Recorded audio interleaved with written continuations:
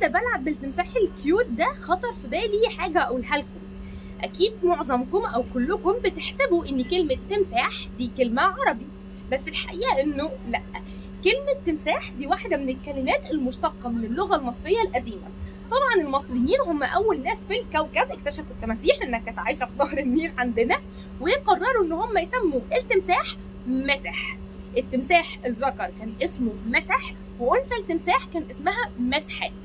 طبعا بعد فترة كلمة مسح دي اللي هي التمساح في اللغة المصرية القديمة انتقلت للغة العربية واتعرف باسم تمساح. فلحد النهاردة لما أي حد عربي بيقول تمساح أو أي حد بيستخدم اللغة العربية وبيقول تمساح، ففي الحقيقة هو مستخدم كلمة مشتقة من اللغة المصرية القديمة، تحديدا كلمة مسح. قولولي لو كنتوا تعرفوا المعلومة دي قبل كده ولا أول مرة تسمعوها.